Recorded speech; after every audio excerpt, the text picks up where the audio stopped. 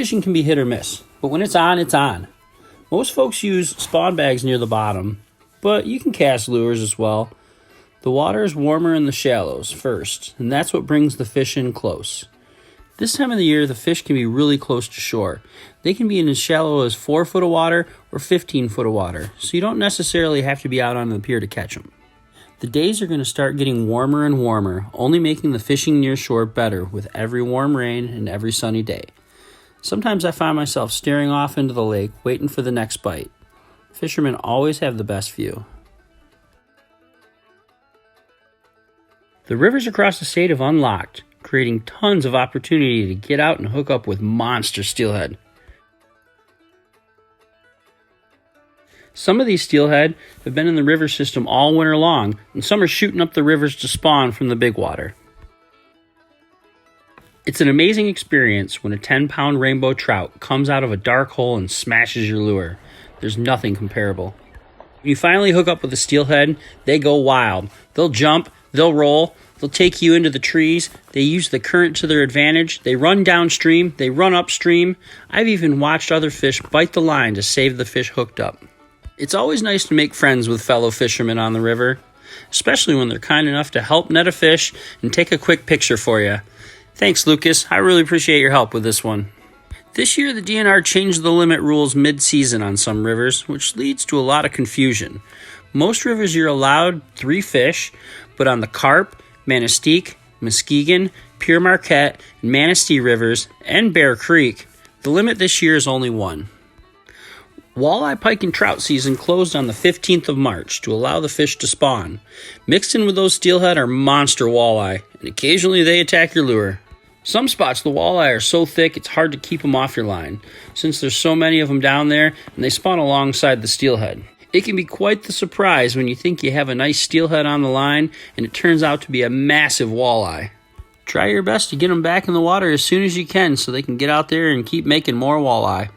The walleye, pike, and trout season reopens the last Saturday in April, and usually by then they're all spawned out and they're finding their way back downstream.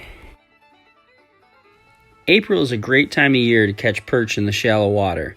The optimal temperature for perch to spawn is between 44 and 54 degrees, and the fish can be found in water as shallow as a few feet near the bottom. As the rain starts to fall, the earthworms start to come out, and the perch seem to prefer them over minnows and waxworms in my experience. Perch fishing is a great way to get kids involved with fishing, since it doesn't really require much and there's a lot of action to keep them entertained. Plus, perch are some of the best fish to eat. In April, the smelt start to come into the creeks and rivers.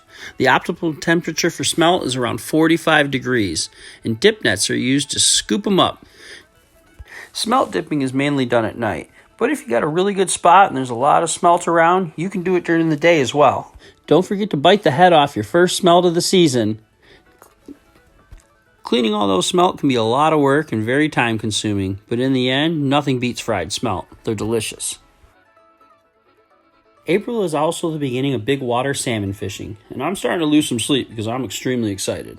Nothing beats being out on the Great Lakes where the water touches the sky.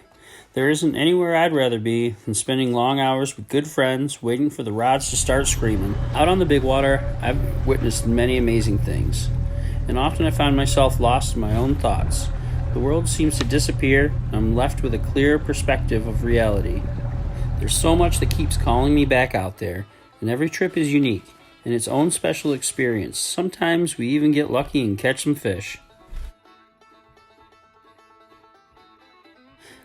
Ice fishing is officially over, but for those of us that enjoy getting out on the hard water, it seems like it goes by real quick.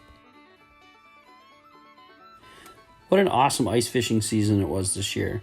Honing in my skills spearing pike, I only wish I had the opportunity to learn this form of fishing at an earlier age. What an awesome time. There are so many different types of fish to catch through the ice in Michigan that it could take an entire lifetime to master them all. April in Michigan can be wet and wild, but if you know a little about what this transitional time does to the fish, it can definitely open the door to some amazing opportunities and a good reason to get outside. If you like the movie, hit like and subscribe, and we'll see you again next time.